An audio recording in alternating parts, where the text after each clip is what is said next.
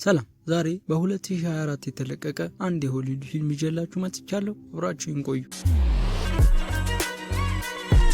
በ2039 በኦክሲጅን እጥረት ምክንያት ልትጠፋ በተቃረበች አንድ ዓለም የኦክሲጅን ማስኮችን በመጠቀም ኑሯቸውን የሚገፉ ቤተሰቦች ነበሩ። በአንደኛው ቀን ታዲያ የዚህ ቤተሰብ አባል የሆኑት ዳሪየስ እና አባቱ የኦክሲጅን ማስኮቻቸውን ለብሰው የተለያዩ ተግባሮችን እያከናወኑ ነበር። ከዛ ግን በድንገት የዳሪየስ አባት ይወድቅና የኦክሲጅን ቱቦ ይበጠስበታል። ልጁ ዳሪየስ በሚችለው ፍጥነት ወደ አባቱ ቢመጣም አባቱ በኦክሲጅን እጥረት ምክንያት ሞቶ ነበርና ሊያድነው ሳይችል ይቀራል። የራሱ ኦክሲጅን እያለቀበት ስለነበርም ሬሳውን ትቶ ወደ ቤት ይመለሳል። እቤትም ልጁ ዞራና ሚስቱ ማያ እየጠበቋቸው እንደነበር እናያለን። አባቱ እንደሞተ ከነገራቸውም በኋላ ነገ የአባቱን ሬሳ እናቱ ወደ ተቀበረችበት ቦታ ወስዶ እንደሚቀብረው ይነግራቸዋል። ሚስቱ ማያ ግን የእናቱ መቃብር ስፍራ ሩቅ እንደሆነና እዛ ለመድረስ 7 ሰዓት እንደሚፈጅ ትናገራለች። ዳሪየስ ግን አባቱ ከእናቱ ጎን ማረፍ እንዳለበት ተናግሮ በሀሳቡ ይጸናል። ምሽት ላይ ዳሪየስ ራሱ የገነባውንና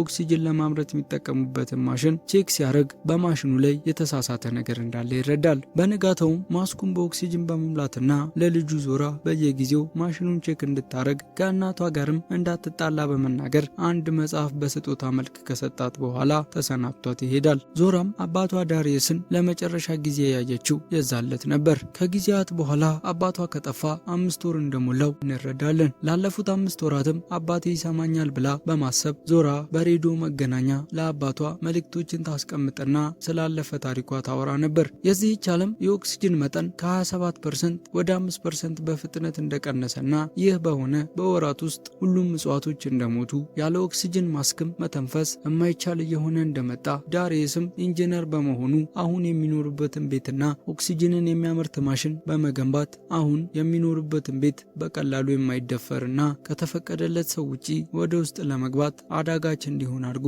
እንደሰራው ለ3 ዓመታትም በዚህ ቤት ውስጥ እየኖሩ እንዳሉ ትናገራለች። ባለፉት 5 ወራት ውስጥም የሰጣትን መጽሐፍ አንብባ እንደጨረሰች ከእናቷ ጋርም እየተስማሙ እንደሆነ በሬዲዮ ትናገራለች።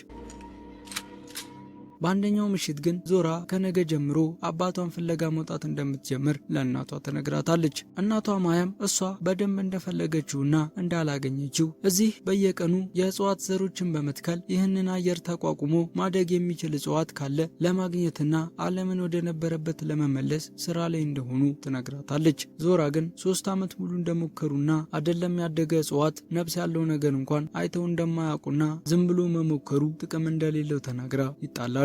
በንጋታው እጽዋት ለመትከል ወጥተው ሳለ በመነጋገር ይታረቃሉ። ከዛ ወደ ውስጥ ሊገቡ ሲሉ ግን 2 ሰዎችን አካባቢው ላይ ያያሉ። ወዲያውም ይደበቃሉ። 2ቱ ሰዎች ግን የቤቱን በር እየደበደቡ እንዲያስገቧቸው መጠየቅ ይጀምራሉ። በዚህ መሃል እነ ማያ አጥቅተዋቸው በማደናበር ወደ ቤቱ ሮጠው ይገባሉ። ከ2ቱ ሰዎች አንዷም ስሟ ቴስ እንደሆነና አብሯት ያለው ደግሞ ሉካስ እንደሆነ ሩቅ ቦታ ካለ ወደ 25 የሚጠጉ ሰዎች አብረው ከሚኖሩበት መጠለያ እንደመጡ የኦክሲጅን ማሽናቸው እንደተበላሸና የ1 ሳምንት ዕድሜ ብቻ እንደቀረው ለ3 ቀናት ተጉዘውም እንደመጡና ባለቤቷ ዳሪየስን እንደሚያውቁት ከዳሪየስ ጋር አብራ ዩኒቨርሲቲ ታስተምር እንደነበርም ቴስ በበሩ ካሜራ በኩል ትናገራለች። ማያ ግን ሁሉንም ከዳሪየስ ጋር የሚሰሩ ሰዎችን እንደምታውቅና እሷን እንደማታውቃት ትናገራለች። ቴስ ግን እየሰራው ስላለው ማሽን ጭምር እንደነገራትና እዚህ የመጣችው ከዳሪየስ ጋር ለማውራት ብቻ እንደሆነ ትናገራለች። ማያም ዳሪየስ በወጣበት እንደቀረና ወራት እንዳለፉት የት እንዳለ እንደማያውቁም ትናገራለች።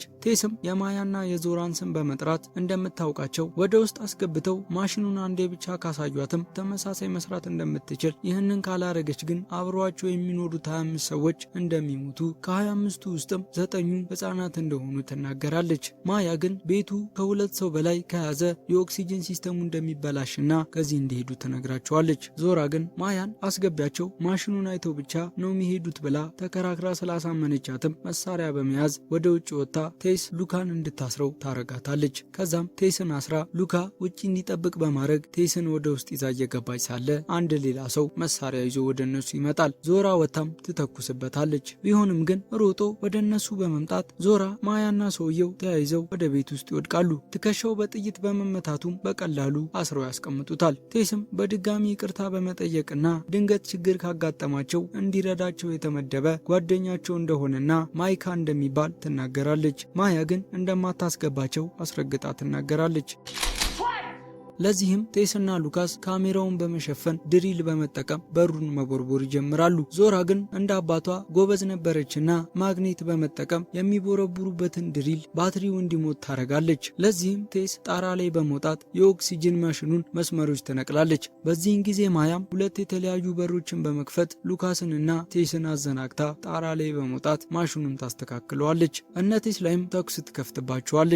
ቴስና ሉካስ ግን ተባብረው መሳሪያውን ያስጥሏታል። እግሯንም ሉካስ ይጎዳዋል። በተመሳሳይ ሰዓት ማይካ የታሰረበትን ገመድ ፈቶ ሽጉጥ በማንሳት ዞራን ያግታታል። እነ ቴስም ማያን አግተው ወደ በሩ ይመጣሉ። ማይካ ግን በሩ እንዴት እንደሚከፈት አላወቀም ነበርና ሳይከፍትላቸው በቁስሉ ምክንያት ራሱን ይስታል፣ ይሞታልም። ዞራም ማይካ እንደሞተና ከጠረጴዛው ጋር ስላሰራት በሩን ልከፍትላቸው እንደማትችል ትናገራለች። እነ ቴስም ማያን እንደሚገሏት ስላስፈራሯት ማያ በሩን ከውጪ መክፈት የምትችለው በካርድ እንደሆነና ካርዱ ውስጥ እንዳለ ነገር ግን ሌላ የባሏ ካርድ እንዳለና የሚገኘው ግን ከዚህ በጣም ርቆ እንደሆነ ትናገራለች። ከዛም ዳሪየስ ያስተካከለው የኤሌክትሪክ መኪና በመጠቀም ቴስና ማያ ወደ አንድ ስፍራ ይሄዳሉ። በመንገዳቸው ላይም ማያ ዳሪየስ ከመሄዱ በፊት ደብዳቤ ትቶላት እንደሄደና በደብዳቤው ላይም ማሽኑ ችግር ስላጋጠመው ከተወሰኑ ጊዜያት በኋላ መበላሸቱ ስለማይቀር ልጁ መፍትሄ እስክታገኝ ድረስ ጊዜ ለመስጠትና ማሽኑ ከ3 ሰው ይልቅ 2 ሰዎች ብቻ